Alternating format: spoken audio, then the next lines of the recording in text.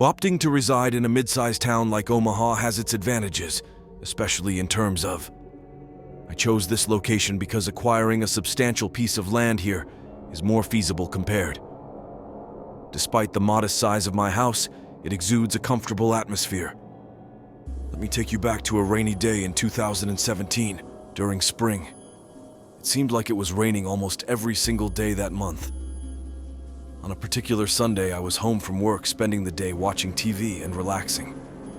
Around 6 or 7 in the evening, I heard an unexpected knock on my door. Given the constant rain, I was surprised to see a random guy standing there. Not a mailman or anyone expected. This was unusual because my house was far from the usual path, making it rare for someone to show up unannounced. I asked him, "How can I help you?" The guy, appearing to be in his late 20s, explained that he had been camping in the nearby woods and got into some. He needed a place to stay for the night. Considering the location of my house, I figured if he wasn't lying, I was the closest option within 5 or 6 miles into. The pouring rain added to my sympathy for him, but the idea of letting a stranger into my home raised some concerns.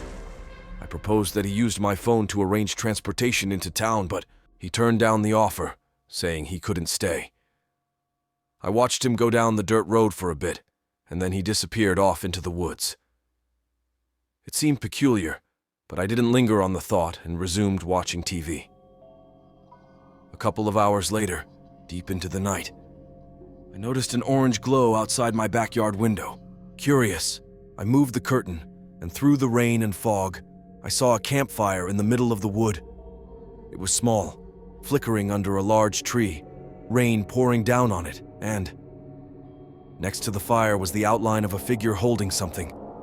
I couldn't tell whether they were facing my house or turned away. After a moment, I closed the curtains and took immediate action by contacting the police to inform them about the unidentified person lingering outside my house. Acknowledging the potential delay in their response, I felt a pressing need to have the individual away from my house before I, Wendy, to sleep on. To the front door, banging on it a few times.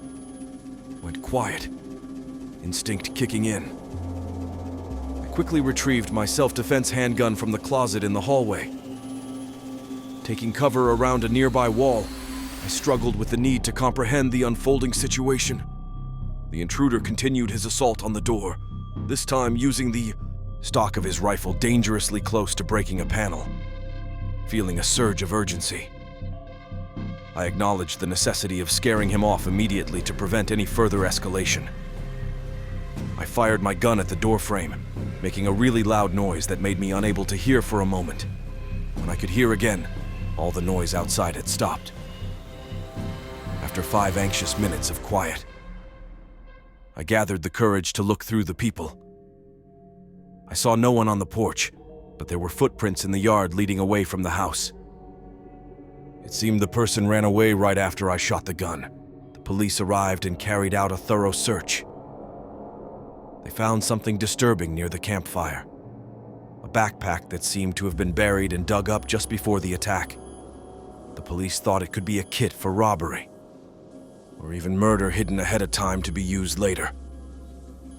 This meant the attacker had planned this, and had been near my house at least once before that night, and the motive behind the attack remains unknown, and the whereabouts of the assailant are still I continue to live in the same house, but the fear of a potential return visit lingers It's a chilling reminder that danger can sometimes come unexpectedly, even in a seemingly